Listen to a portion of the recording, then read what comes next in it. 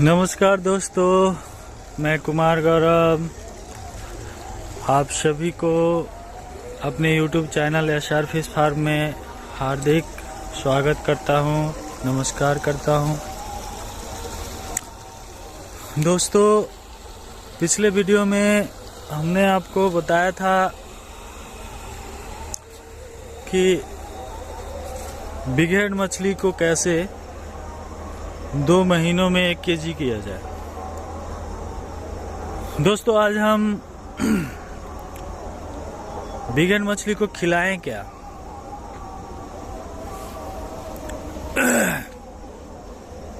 उसके बारे में आप लोगों के साथ कुछ चर्चा करने वाले हैं। दोस्तों, एक चीज और, हम तो आपको बताए थे कि हमको वीडियो एडिटिंग अच्छी तरह से नहीं आती है, तो कुछ त्रुटि हो गई हो तो हमें क्षमा करना, क्योंकि वीडियो एडिटिंग से मेरे ख्याल से कुछ लेना देना होना नहीं चाहिए। और जो मेन फोकस हमारा बिग हेड पालन के ऊपर होना चाहिए या उसके ग्रोथ पर होना चाहिए। फिर भी अगर कुछ त्रुटि हुई हो हमसे तो हमें क्षमा करिएगा। चलिए दोस्तों, हम बिग हेड मछली के बारे में आपको बताए तो थे कि 1 एकड़ में कितना डालना चाहिए। दोस्तों, आज हम जो आप लोगों के साथ शेयर करने वाले हैं वो बिग हेड मछली को खिलाया गया। जैसे हमारे मत्स्य पालक भाई बंधु जो भी हैं उनको ये पता तो होगा कि big head, carp, silver carp और कतला, ये तीनों मछलियां जो है वो अपर लेयर की होती हैं। तो अपर लेयर की जो मछलियां होती है वो फाइटोप्लैंक्टन को ज़्यादा एब्जॉर्ब करती है। फाइटोप्लैंक्टन, जूप्लैंक्टन, इन चीज़ों का उन पे ज़्यादा फोकस होता है और बड़ी चाव से खाती हैं।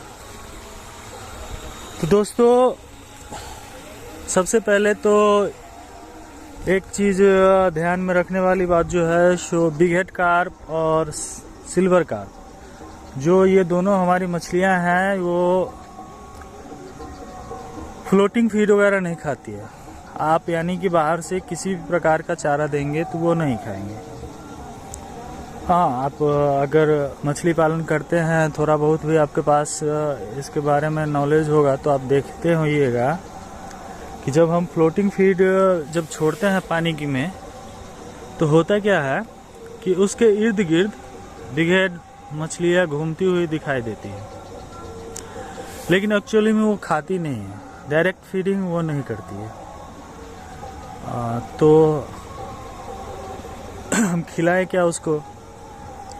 डायरेक्ट रूप से वो थोड़ा बहुत खल्ली एब्जॉर्ब कर लेती है, और वो भी खल्ली जो लिक्विड के फॉर्म में होता है उसको खा लेती है। जब हम लोग खल्ली तालाब में देते हैं तो उस पर कोई और मछली आके जब खाती है तो वो इधर उधर उसके पूंछ से इधर उधर होता है, तो उसमें से जो रिसाव निकलता है वो बिग हेड मछली एब्जॉर्ब कर लेती है। यानी बिग हेड को अगर हमें पालना है तो उसके लिए फाइटोप्लैंक्टन बनाना बहुत ही आवश्यक है। और बिग हेड मछली पालन में ज़्यादा कॉस्ट भी नहीं है, ज़्यादा खर्चा भी नहीं है। बस तालाब का पानी, अगर वाटर लेवल, वाटर की गुणवत्ता, वाटर की क्वालिटी, औसतन वाटर का पानी का जो हाइट है वो कम से कम 6 से 6.5 फीट 7 फीट तक है, तो बिग हेड मछली पालन में खर्च ज़्यादा नहीं है, क्योंकि वो प्राकृतिक भोजन पे ज़्यादा उसका इंटरेस्ट रहता है। वो फाइटोप्लैंक्टन, जूप्लैंक्टन इसको ज़्यादा एब्जॉर्ब करती है। और सबसे बड़ी बात दोस्तों कि बिग हेड मछली जो है वो खाद्य मछली होती है। जैसे कि आपका कॉमन कार्प हो गया, किसी भी तरह का खाना दो, ग्रास कार्प हो गया, कहीं भी कुछ भी पड़ा हुआ है तो वो खा लेती है। कहने के लिए कॉमन कार्प क्या बोलते हैं, बॉटम लेयर मछली है, नीचे की मछली है, लेकिन आप फीड ऊपर में डालो कोई फर्क नहीं पड़ता, वो आके खा लेती है। लेकिन बिग हेड कार्प के साथ ऐसा नहीं है। उसके लिए हमें सबसे पहले जो ज़रूरी बातें हैं, पानी को तैयार करना। मछली पालन में सबसे बड़ा जो गुण है, अगर आपको पालना आ गया तो आप मछली पालने योग्य हो गए। मतलब जिसको पानी पालना आ गया वो मछली पाल सकता है। तो आपके मन में ये भी सवाल आएगा कि भैया ये मछली की जगह पानी पालने की बात हो रही है। तो दोस्तों बिग हेड कार्प जो मछली होती है वो हमेशा आप उसको देखते हुए कि मुंह उसका ऐसे ऊपर नीचे होता ही रहता है, यानी हमेशा वो पानी को छानती रहती है। तो जब वो पानी से ही अपना फीड पूरा करता है तो पानी में ही हमें फीड तैयार करना पड़ेगा। तो वही चीज होती है कि पानी में जितनी जैविक उसके योग्य एल्गी भी उसको बोल सकते हैं, वैसे जू प्लैंकटन, फाइटोप्लैंकटन, ये सब सारी चीज़ें जो होती हैं, आप अपने तालाब में जिस तरह से जितना ज़्यादा मेंटेन कर पाएंगे आपकी मछली उतनी जल्दी ग्रोथ होगी। और दोस्तों बिग हेड मछली की ग्रोथ की कोई सीमा नहीं है। बिग हेड मछली हमारे तालाब में साल भर में 3 केजी 4 केजी तक हो जाती है। हम तो सिर्फ 1 केजी की ही बात कर रहे हैं। मार्केटेबल साइज जो हमारे यहाँ चलता है वो साइज की बात कर रहे हैं। तो सबसे पहला जो हमारा काम है 150 प्लस बच्चा, 150 ग्राम से प्लस का बच्चा हमारा होना चाहिए। दूसरा, पानी की गुणवत्ता अच्छी होनी चाहिए। पानी में जू प्लैंकटन, फाइटोप्लैंकटन भरपूर मात्रा में होनी चाहिए। तीसरा, हमारा डेंसिटी लो होना चाहिए। औसतन 1 एकड़ में 250 से ज़्यादा पीस नहीं होना चाहिए। उसके बाद फाइटोप्लैंकटन और जू प्लैंकटन की बात आती है, तो वो उसको हम कैसे जनरेट करें, कैसे बनाएं। तो दोस्तों बहुत सिंपल है।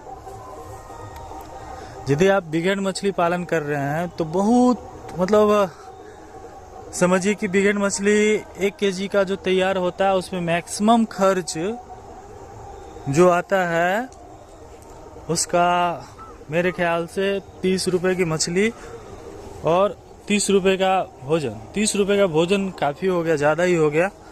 यानी 30 रुपए में आपकी मछली 30 रुपए की मछली और 30 रुपए खिला करके, 30 रुपए का भोजन खिला करके आपकी मछली 1 केजी तैयार हो जाएगी। लेकिन इसके पीछे जो लॉजिक है, जो सिस्टम है, उसको हमको फॉलो करना पड़ेगा। ऐसा नहीं है कि हम घनत्व बढ़ा दे, हाई डेंसिटी में पाल दे और बोले कि 2 महीना में 1 केजी हो जाएगा। 2 महीना में क्या, साल भर में भी नहीं होगा, 12 महीने में भी नहीं होगा। लेकिन 2 महीना में अगर हमारा डेंसिटी लो है तो आराम से हमारी मछली, खास के बिग हेड मछली 2 महीना में 1 केजी हो जाएगी। दोस्तों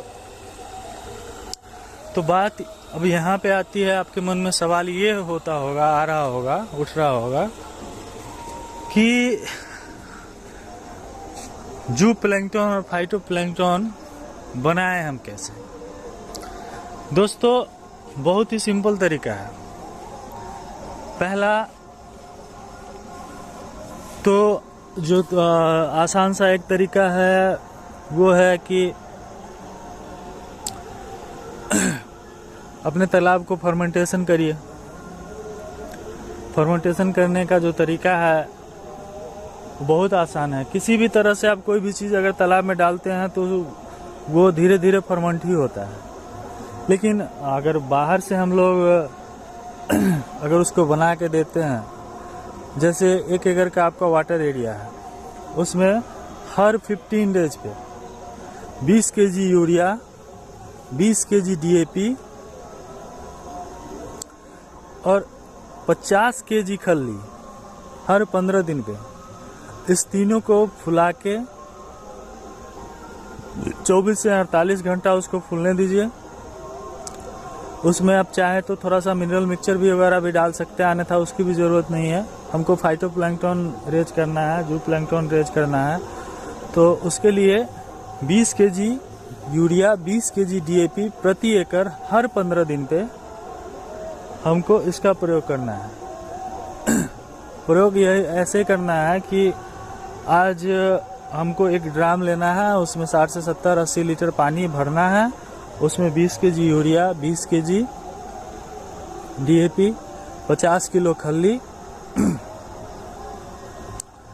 और हो सके संभव हो तो आप उसमें 250 ग्राम ईस्ट पाउडर मिला दीजिए, 5 केजी गुड़ मिला दीजिए, ठीक है।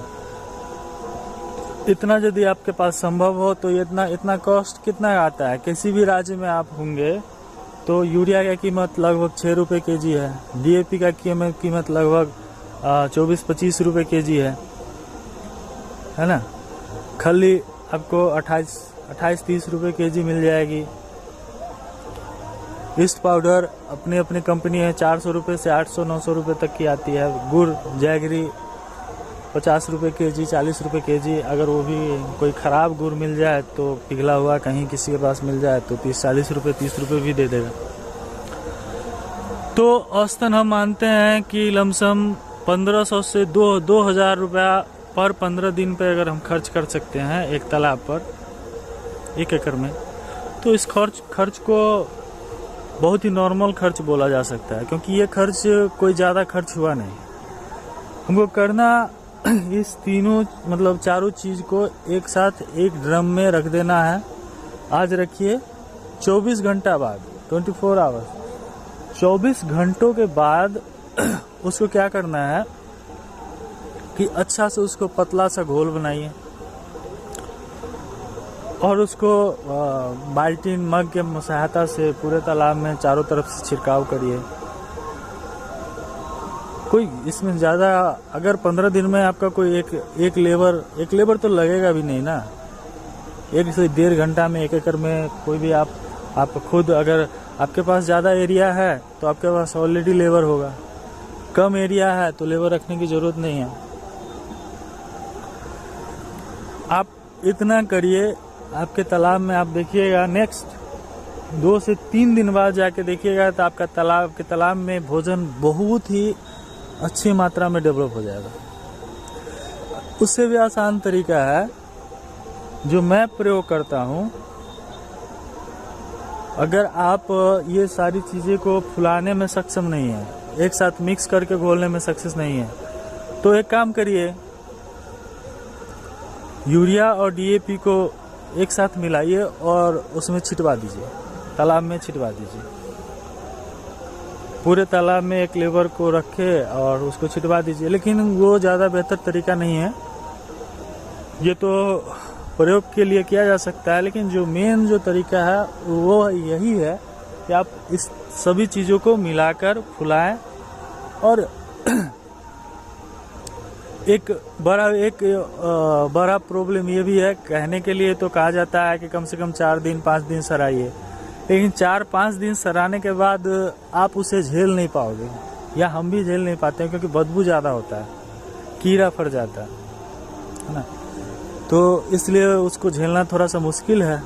तो हम जो करते हैं वो आज रखा और कल सुबह उसको मतलब मिक्स करके अच्छे से एकदम पतला सा घोल बना के पूरे तालाब में छिड़कवा देते हैं। उसके साथ आप पोटेशियम का जो प्रयोग है, पोटेशियम का प्रयोग महीने में तालाब में एक बार जरूर करिए। 400 ग्राम प्रति एकड़, या जब भी आप जाल चलवाते हैं तो बच्चा को इकट्ठा करके उसमें पोटेशियम के घोल में उसको धो के फिर छोड़िए। दोस्तों तो बिघेर मछली को खिलाएं क्या, आशा करते हैं हमारी बातों को आप लोग अच्छी तरह से समझ गए होंगे। चलिए दोस्तों, इसके लिए आप सबका बहुत बहुत धन्यवाद। हमें बहुत सारी त्रुटियां भी हैं, हम गलती भी कर रहे हैं, क्योंकि हमें वीडियो एडिटिंग के बारे में कोई नॉलेज नहीं है। हम जो हैं, जो दिख रहे हैं उसी तरह से बता रहे हैं।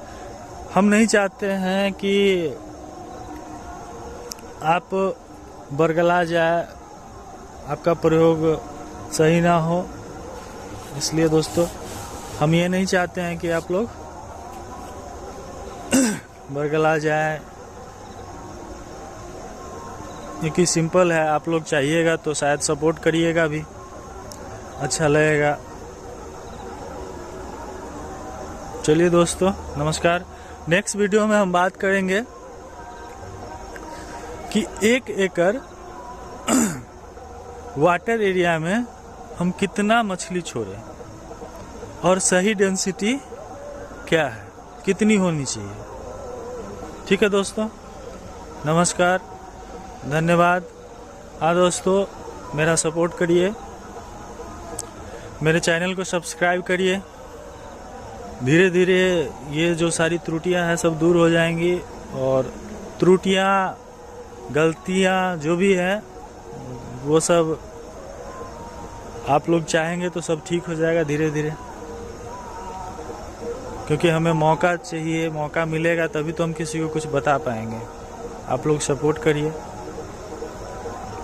हम 3 साल का जो हमारा बीता हुआ कल है, हम वही आपके साथ शेयर करेंगे, और उसमें जो हमारा प्लस पॉइंट है, जो हम सीखे हैं, जिससे हमारा एक्वाकल्चर मछली पालन अच्छे पोजीशन में आ रहा है। दोस्तों हमने 1 एकड़ से शुरू किया था, आज 22 एकड़ यानी 2022 में मेरे पास सिर्फ 1.5 एकड़ फार्म था, आज मेरे पास 22 एकड़ फार्म है दोस्तों। तो कहीं ना कहीं हमने भी कुछ सीखा है, कई लोगों से हर जगह से जाकर पूछा है, जाना है, प्रयोग किया है। ठीक है दोस्तों, नमस्कार। चैनल को सब्सक्राइब कीजिए, मेरा सपोर्ट करिए। धन्यवाद।